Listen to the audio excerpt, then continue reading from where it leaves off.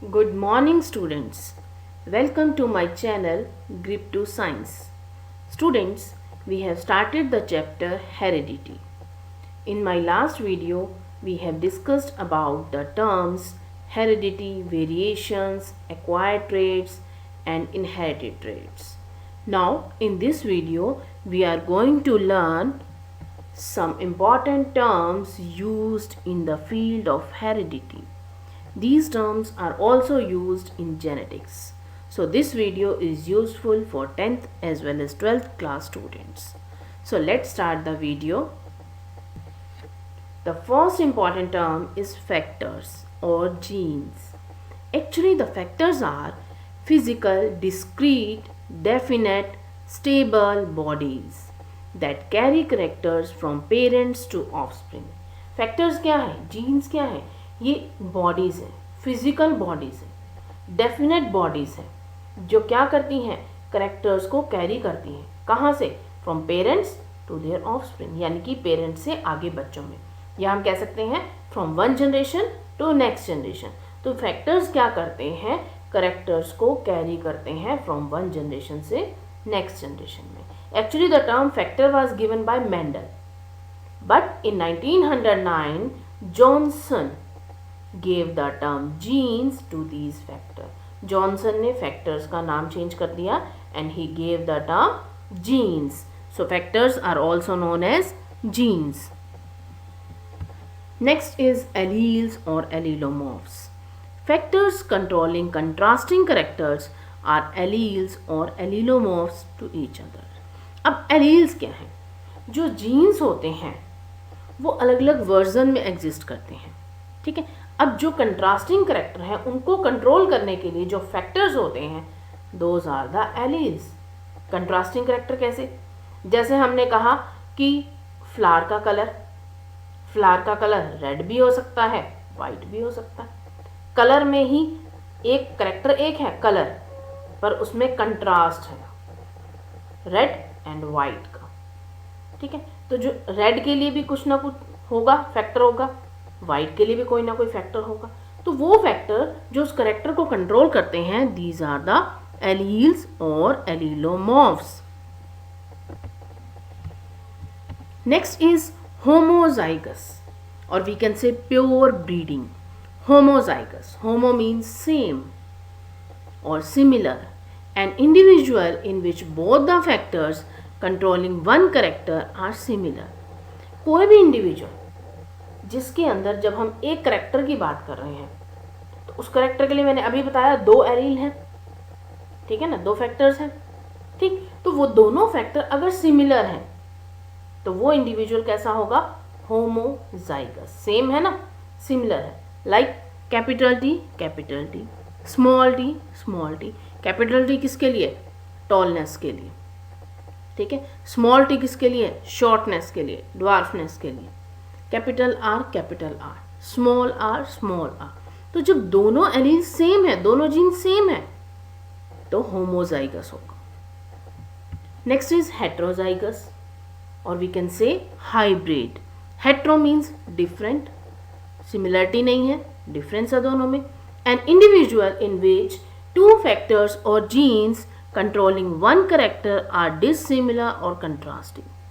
जब दोनों फैक्टर अलग अलग हैं, capital T, small T, capital R, small R, same नहीं है, डिसिमिलर है, कंट्रास्टिंग है, then the individual is heterozygous.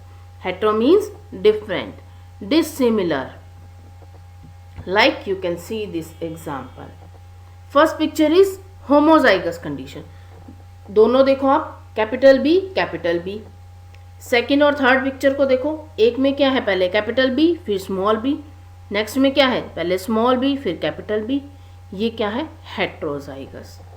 Last वाली पिक्चर को देखो, दोनों क्या है? Small B. ये क्या है? होमोजाइगस. तो जिसमें दोनों सेम होंगे दैट इज होमोजाइगस, दोनों डिफरेंट होंगे that is heterozygous. Next is dominant allele.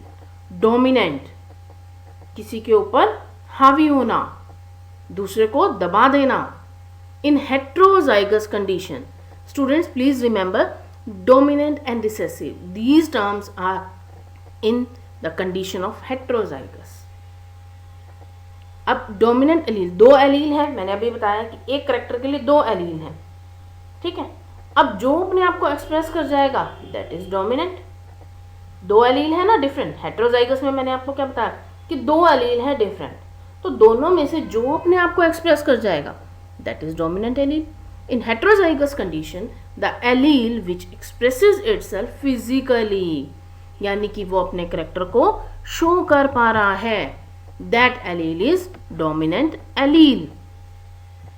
Recessive allele, in heterozygous condition the allele which does not express itself physically and remains unexpressed is called recessive. अब जो allele अपने आप को express नहीं कर पाया, जो दब गया, दैट इज रिसेसिव। तो जो अपने आप को फिजिकली शो कर देगा, फिजिकली शो करने का मतलब क्या है कि उस एलील की वजह से जो करेक्टर है, वो एलील जिस करेक्टर के लिए रिस्पॉन्सिबल है, वो करेक्टर अगर शो हो जाएगा इंडिविजुअल में तो इट मीन्स वो डोमिनेंट एलील है।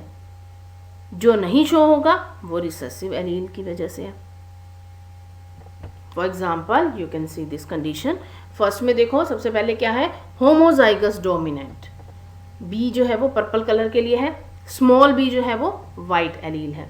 Capital B purple allele, small B white allele. अब देखो होमोजाइगस डोमिनेंट में देखो दोनों कैपिटल बी है, दोनों ने अपना करेक्टर शो कर दिया, फिजिकली अपने आप को शो कर दिया, पर्पल कलर का फ्लावर बन गया। सेकंड पिक्चर में देखो एक कैपिटल बी है, एक स्मॉल बी है, फिर भी फ्लावर का कलर क्या आ रहा है, पर्पल, यानी कि डोमिनेंट क्या हो गया यहाँ पर, capital B, purple allele dominant है। स्मॉल बी तो वाइट एलील के लिए था ना, उसने तो अपने आप को शो ही नहीं करा। होमोजाइगस में तो दोनों शो कर रहे हैं, स्मॉल बी देखो वाइट कलर का फ्लावर है, ठीक है, तो वहां तो वो भी शो हो रहा है, वो भी शो हो रहा है। पर हेट्रोजाइगस कंडीशन की जब हम बात करते हैं, कैपिटल बी और स्मॉल बी वाला केस जो है, वहां पर देखो, वहां पर क्या है कि जो अपने आप को शो कर रहा है, पर्पल कलर का फ्लावर बन गया, और पर्पल कलर के लिए क्या था, कैपिटल बी, तो कैपिटल बी क्या है, डोमिनेंट एलील, ठीक है। स्मॉल बी क्या था, वाइट एलील, तो कैपिटल बी क्या हो जाएगा, डोमिनेंट, और स्मॉल बी क्या हो जाएगा, recessive allele. Next is genotype. Genotype means genetic makeup, genetic constitution of an individual for any character due to which it expresses itself is called genotype. Genotype क्या है, किसी भी इंडिविजुअल क्या है, प्लांट के केस में प्लांट, एनिमल के case में एनिमल, ह्यूमन बीइंग के केस में ह्यूमन बीइंग, तो किसी भी इंडिविजुअल का जो जेनेटिक कॉन्स्टिट्यूशन है, जेनेटिक मेकअप है, जिसकी वजह से वो अपने आप को एक्सप्रेस कर पा रहा है, दैट इज जीनोटाइप। जैसे हम बार बार बात कर रहे हैं capital T small T, capital T small T क्या है, उसका जीनोटाइप है। For example capital T small T और स्मॉल टी। तो अब ये जो जीनोटाइप है, इसी की वजह से वो अपने आप को एक्सप्रेस करेगा। Next is phenotype. The physical expression of any character is called its phenotype.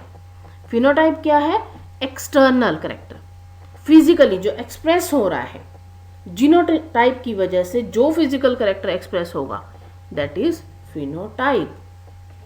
For example, tallness, dwarfness, red flower, white flower. Capital T है तो क्या होगा, टॉल होगा। कैपिटल टी स्मॉल टी है, टॉल होगा। स्मॉल टी है तो क्या होगा, ड्वार्फ होगा। तो जीनोटाइप की वजह से ही फिनोटाइप डिसाइड हो रहा है, ठीक है। तो genotype decide the phenotype. For example you can see the picture.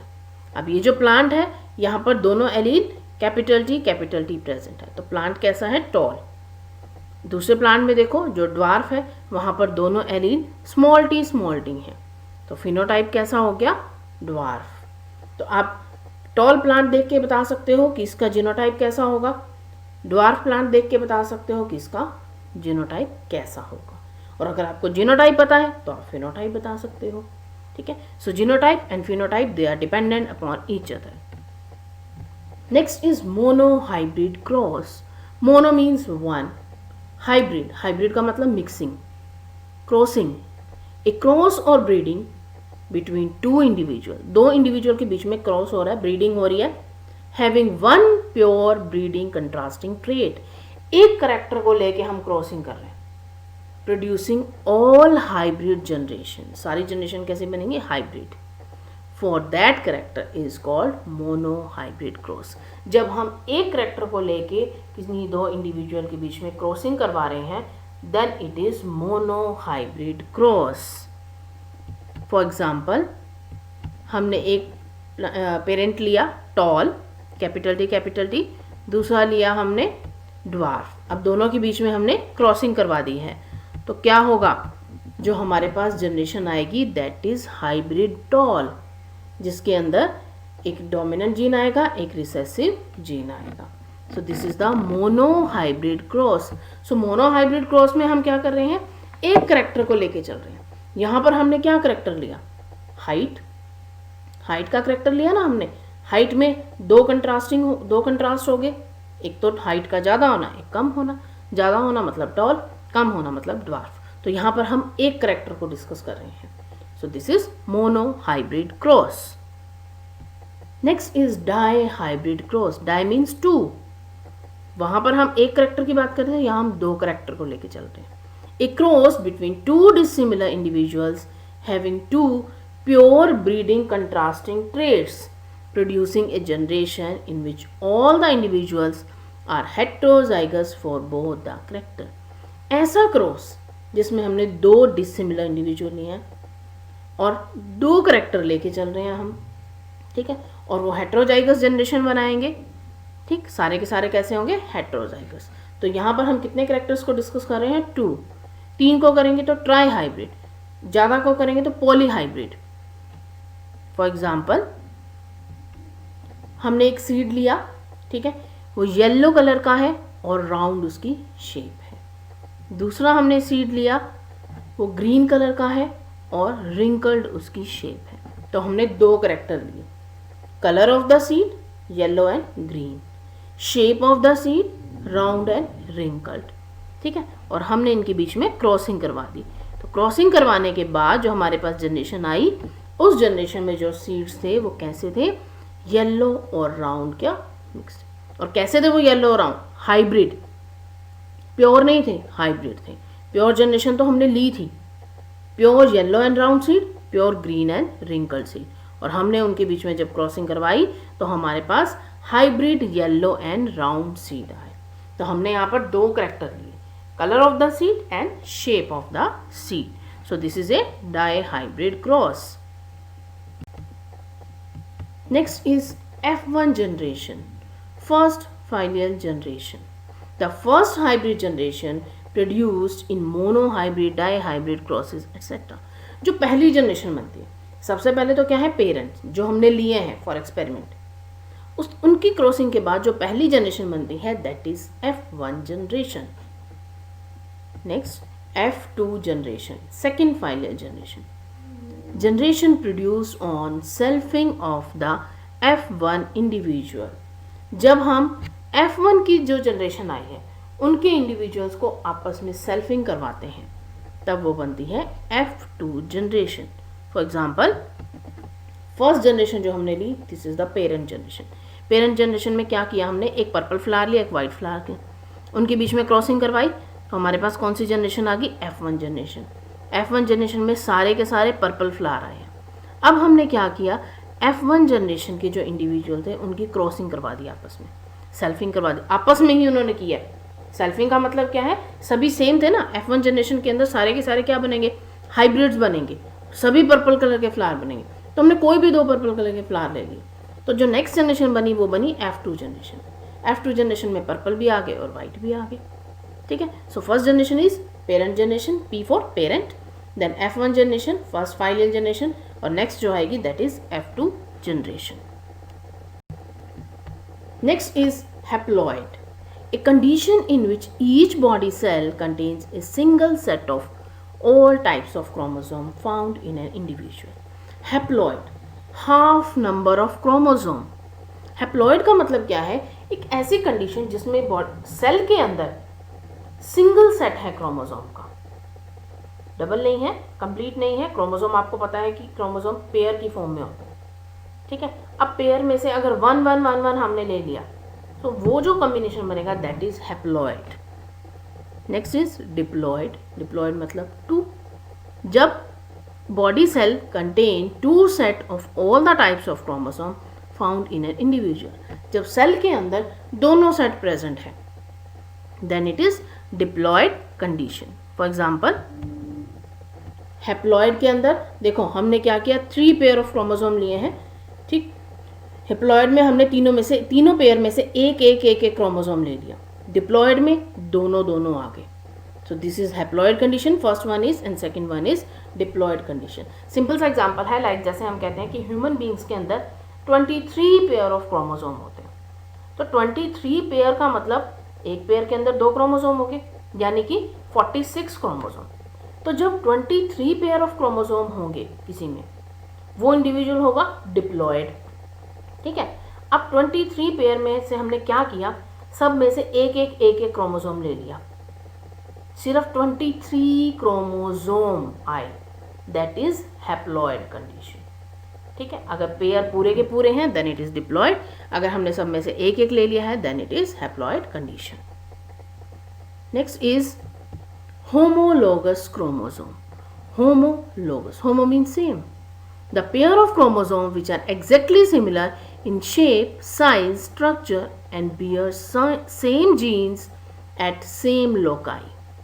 One is maternal and other is paternal. Homologous chromosome क्या है? The pair of chromosome. Chromosome का एक पेयर. पेयर का मतलब हर पेयर में 2 क्रोमोसोम हैं जो सिमिलर इन शेप है. Like you can see in the picture, same shape है, सेम साइज है, सेम स्ट्रक्चर है और दोनों में सेम जगह पर सेम ही जीन्स होंगे. फर्क क्या होगा, एक मैटरनल यानी कि मदर से है, दूसरा पैटर्नल यानी कि फादर से है. तो एक ही पेयर के दोनों क्रोमोसोम जो होते हैं they are homologous to each other. ये एक पेयर लिया है मैंने क्रोमोसोम का, तो इसके 2 क्रोमोसोम दोनों एक दूसरे को होमोलोगस है. Next is traits, characters of an individual. किसी भी इंडिविजुअल के जो करेक्टर होते हैं वो उसके ट्रेड्स कहलाते हैं. लाइक हमने कह दिया ब्राउन कलर की आई है, तो उसकी आई का करेक्टर क्या है, ब्राउन, तो ब्राउन ट्रेड. ब्लू कलर की आई है, blue trade. So this is the trade characters of an individual. So student, this was all about the terminology used in heredity. Thank you students. If you have any doubt, then you can ask in the comment section below. If you like this video, then please like and share it and subscribe to the channel for more such videos.